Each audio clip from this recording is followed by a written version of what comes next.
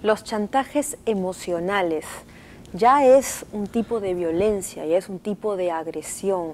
Si no haces lo que quiero, va a suceder esto. Te lo digo de buena manera o te lo digo de mala manera o te lo digo de tal forma que no te das cuenta, pero te estoy llevando a hacer lo que yo quiero. Aquí definitivamente ya hay una violencia soterrada, ¿no? Una violencia que no es explícita, no es necesario llegar a la violencia física para hablar de violencia, valga la redundancia. Vamos a hablar sobre este tema con el doctor Rolando Pomalima, que es médico psiquiatra. Bienvenido. Gracias por la invitación. ¿Qué tipo de chantajistas habrá? ¿Cuál es el elemento que los impulsa a chantajear? ¿Por qué se produce el chantaje? Vamos a hablar y conversar de ese tema con Gina Yáñez, que es abogada del Movimiento Manuela Ramos. Bienvenida, Gina. Gracias. Bienvenidos. Sí, es una violencia ya, ¿no es cierto? No porque no se golpea, no porque no se agrede físicamente, deja de ser violencia. Claro, dentro de las violencias hay varios tipos de violencias. Una es la violencia física, que es la más conocida. Está la violencia del abuso sexual, ¿no?, que es la otra. Y también las violencias psicológicas o emocionales, que por otra parte son las más frecuentes. Lo que pasa, como bien se dice, como está soterrada la población, parece que no se da nada, pero sí, las consecuencias a largo plazo son serias, tanto en su salud mental, ¿no?, como en su capacidad de relacionarse con las personas. ¿Podríamos relacionar entonces la violencia psicológica como una expresión de ella, el chantaje?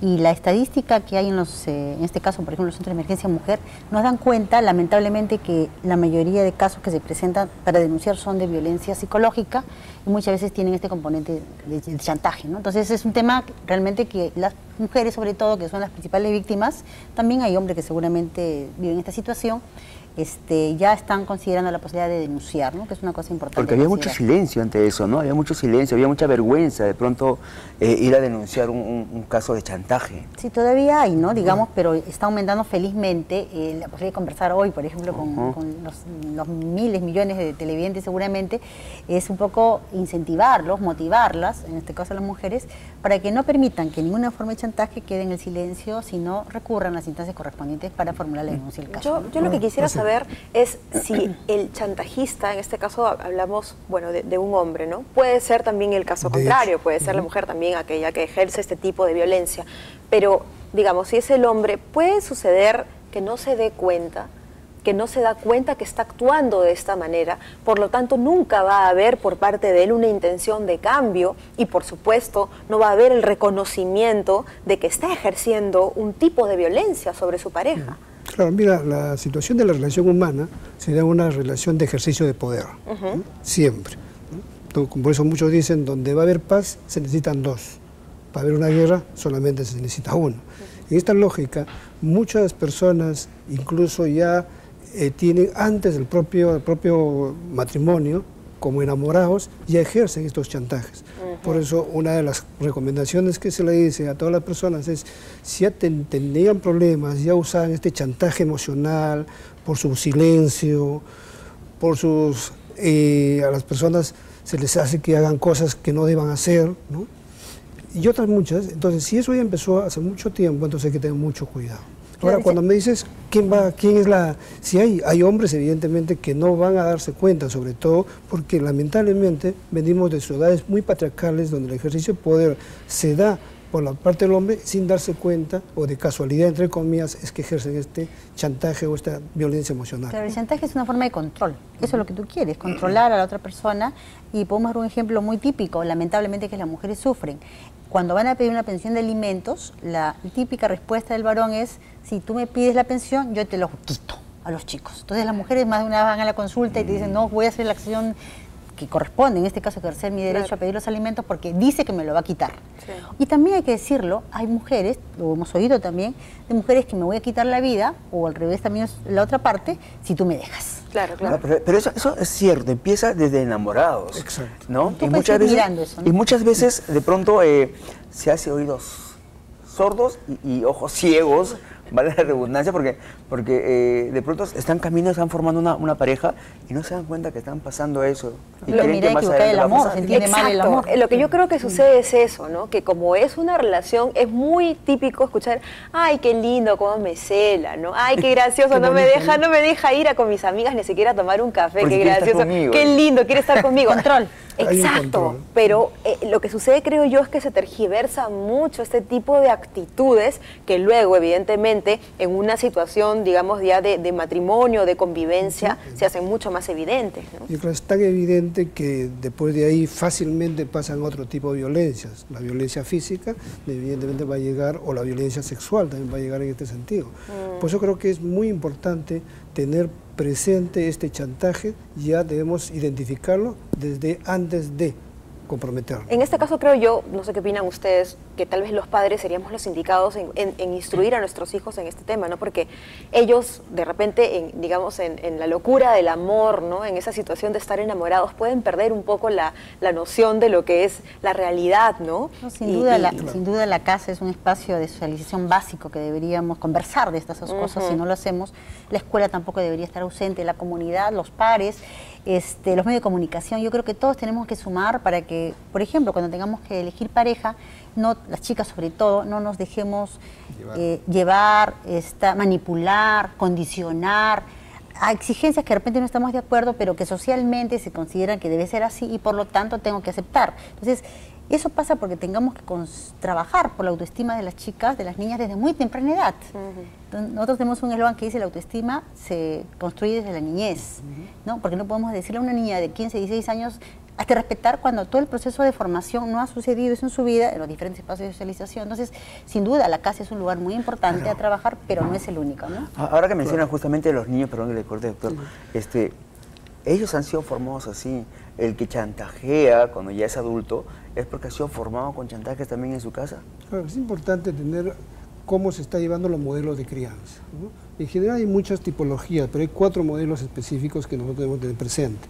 El modelo autoritario, donde el niño aprende a que las cosas se deben hacer porque lo mando yo, ¿no? El modelo punitivo o castigador, se entiende que las cosas se hacen porque yo te pego, ¿de acuerdo? Y el otro modelo que tampoco es válido es el modelo sobreprotector, ¿no? Porque salen los chicos muy poco independientes. El modelo que debemos nosotros promover es el modelo asertivo. ¿Qué es el modelo asertivo? No es otra cosa que dejar que las personas, en este caso los niños, hagan lo que tengan que hacer, pero tienen que ser consecuentes con las consecuencias de sus conductas. O sea, tienen que aceptar, por decir, el castigo, no físico nunca, pero ante una conducta inadecuada siempre tiene que haber un tipo de castigo. Entonces, como ves, es bien importante los modelos de crianza dentro de la casa. Y ahí es donde nosotros creamos lo que se llaman los vínculos afectivos, los vínculos de confianza. Toda ruptura de este vínculo de confianza por una cultura sobreprotectora, punitiva, autoritaria, lo que va a crear son consecuencias en su desarrollo emocional y, lógicamente, para sus relaciones interpersonales. Y ahí vale mucho el ejemplo, ¿no? Porque todas estas cosas se aprenden a través del ejemplo. El hecho de que los padres, o sea, este tipo de familias que estaba mencionando Rolando, habría que ver, preguntarnos qué tipo de familia tengo yo, y mis hijos o hijas probablemente van a reproducir lo que están aprendiendo a partir del ejemplo, que es las cosas que tenemos que tratar de, como familias, como padres, como madres, tratar de inculcar a nuestros hijos, repito, con el ejemplo, porque muchos decimos una cosa y hacemos otra. No hay que permitir que tu novio te controle, una chica o enamorado de un chico de 15 años, y cuando lo que ve de parte de él para con la madre, en el caso del padre, es un control absoluto, etcétera. Entonces, creo que ese tipo de cosas tendríamos que intentar cambiar, que empieza por el diálogo y la conversación que tenemos que tocar esto en casa. Es un tema que debería ser de agenda. Podría ser un tip, ¿no, Ceci? Podría ser un tip, conocer a la familia para saber qué tipo de pareja voy a tener. Tampoco hay que ser tan ortodoxo, ¿no? Porque dentro de ello puede haber muchas variantes, sí, ¿no? Yo creo que es mejor conocer a la persona. Claro. La persona, si tiene una buena análisis, una buena autoestima, lo que dijo Gina es importante, ¿no? Como cuál es la autoestima, porque la persona que sale adelante es la persona que se quiere a sí mismo, la persona que tiene un sentido de pertenencia. Yo pertenezco a este grupo, yo quiero salir adelante. Entonces lo que debemos nosotros enseñar a todos los jóvenes, niños y nosotros mismos es desarrollar adecuadamente nuestra autoestima, y nuestra autoestima, sobre todo nuestro autoconcepto. ¿Quién soy yo? Y ahí tenemos que ver nosotros, ¿no?, cuáles son nuestras habilidades y cuáles son nuestras debilidades. Y la persona, conociendo sus habilidades y conociendo sus debilidades, posiblemente vaya a construir una autoestima real y adecuada. Gina, hace un momento mencionaste que en muchos casos el papá, por ejemplo, cuando mamá quiere pedir este régimen de alimentos para los chicos, el papá le dice, no, si tú me pides mantención, yo te quito a los chicos. Esta es una forma de chantaje. ¿Qué otras formas de chantaje tú ves a través del movimiento Manuela Ramos que sean, digamos, expresiones que se den?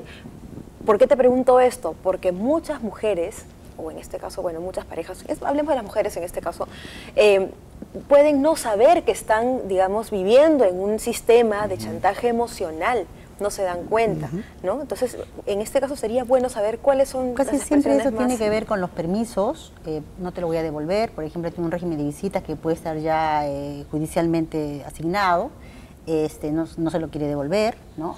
Sabemos que legalmente le corresponde que lo tenga que devolver, o con el tema económico, ¿no?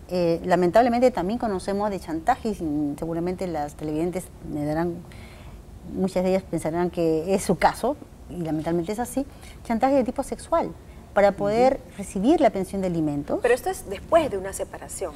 Sí, Y en medio no necesariamente, también dentro de la propia convivencia, ¿no? El chantaje sexual lamentablemente suele ser muy usado. Te voy a dar la pensión, pero vas a tener sexo conmigo. En la práctica es una violación. Claro, el clásico, si te vas, me mato. Si te vas, me mato. Y decimos que lo hacen, no lo hacen. A ver, mátate. No, pero claro, el problema es que la culpa te la colocan a ti. O sea, si le pasa algo a esta persona, ¿no? O el tema también de la educación con los chicos.